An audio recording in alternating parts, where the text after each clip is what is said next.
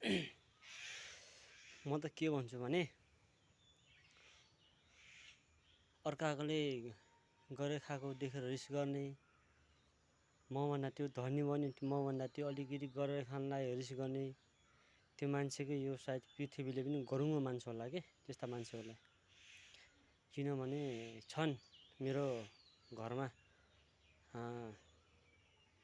बुढी चाहिँ बोक्सी, बुढा चाहिँ धामी, त लाख त बोक्सी लाख म फुकेर सन्चो गराउँछु भन्ने मान्छेहरू पनि मेरो घरमै छन्।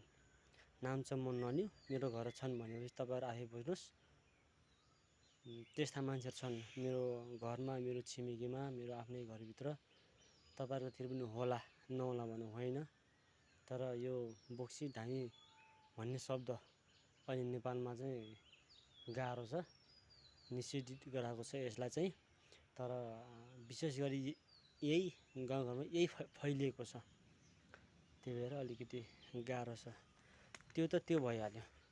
र एउटा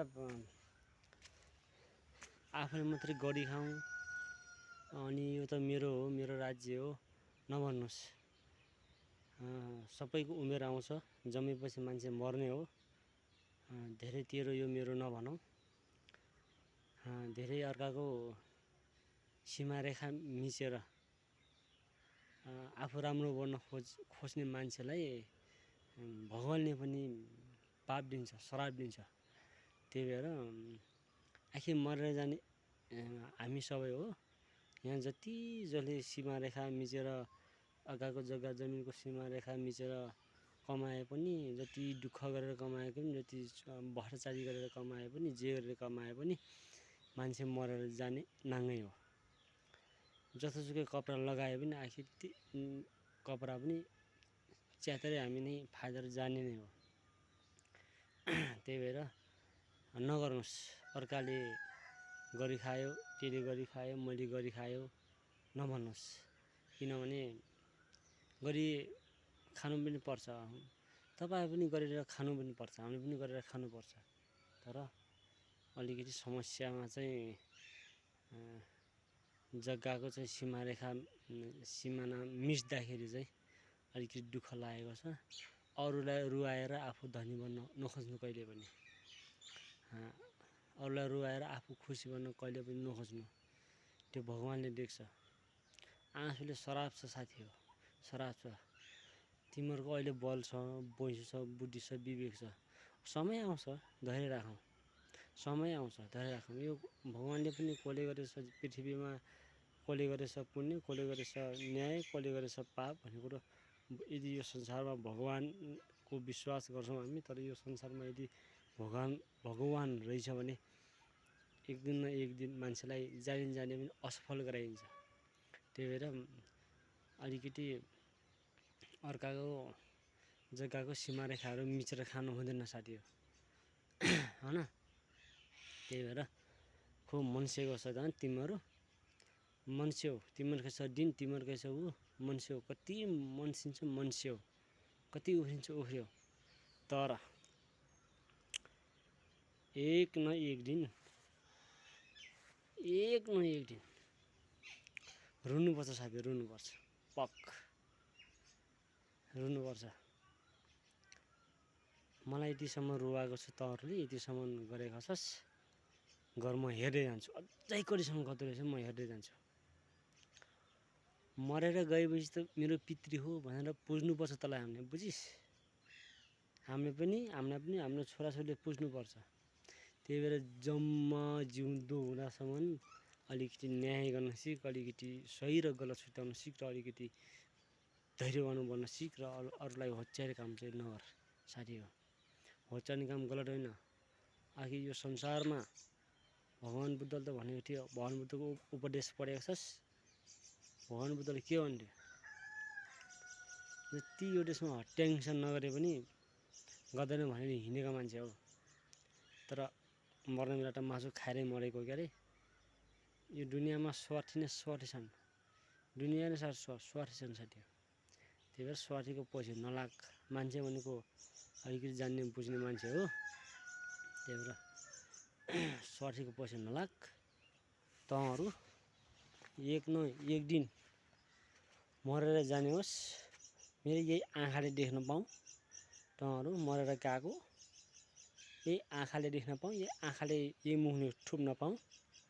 खुब मन स्याछस् तँहरूको धन, तँहरूको तिमीहरूको कालो धन हो क्या त्यो भनेको।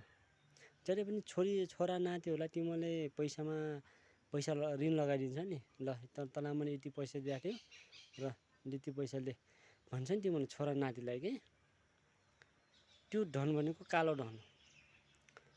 जति पनि हामीले तिमीले यति पैसा दियो फेरि किन फिर्ता गरेछ भनेर हामीसँग ऋण बराबर पैसा बराबर गर्छ नि, त्यो धन अरूले लगेको छ, त्यो धन तँलाई दिएको छैन, दिन्न पनि।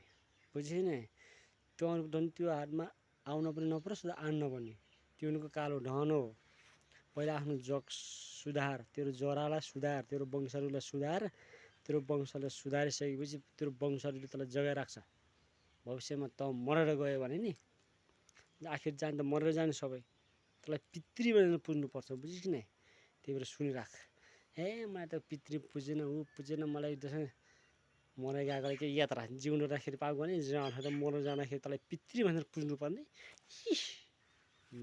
केचुट साला चोर खादेहरू साला त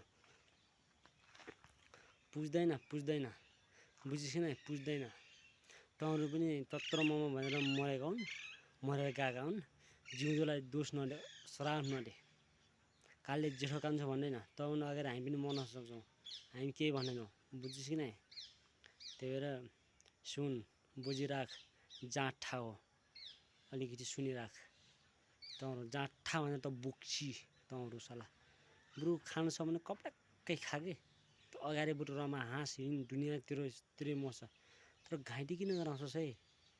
घाइते बाघले जब फेरि तैँले सिकेको काम छ नि, त्यो हामी पनि सिक्न पनि जानेछौँ। फेरि हामी नसिका मात्र होइन, फेरि यदि हामीले सिक्नु पऱ्यो भने नि, तैँले सिकेको ज्ञानको कुराहरू हामीले सिक्यो भने नि, फेरि बुझिराख। पालक पन्जिन फर्किन्छ साथी हो। यो दुनियाँमा काजीलाई पाजी, पाजीलाई काजी पनि गराइन्छ। त्यही भएर धन छ, तेरो धन छ, मेरो धन छैन, त्यस्तो दुनियाँमा कहिले पनि नगर्नु साथी हो। सबैले श्रम गरेर खानु, मिहिनेत गरेर खानु सिक्नुपर्छ। बुझिस्? त्यही भएर अलिकति सोच, अलिकति गर। आफ्नै जरालाई, आफ्नै गुच्छा जरालाई, आफ्नो मुन जरालाई तँहरूले अहिलेबाट सुधार्दैनौ भने तँलाई भविष्यमा पितृ भनेर हामी पुजौँला त। पुज्छौँ त हामी। देखि आफ्नो आँखाले देखि आफ्नो कानले सुनी पुजौँला त। मरेर गएको यो पृथ्वी धरतीलाई छोडेर गएको मान्छेलाई मेरो पितृ हो भनेर नगर्नु साथी हो। धर्म गर्न सिक्नु पहिला, बल्ल तँलाई पुज्छु। धर्म गर्न सिक, धर्म गर क्या। मान्छेलाई मानवताको धर्म देखा न, धर्म गर्न सिक, बल्ल थाहा हुन्छ। बुझिस्? ल।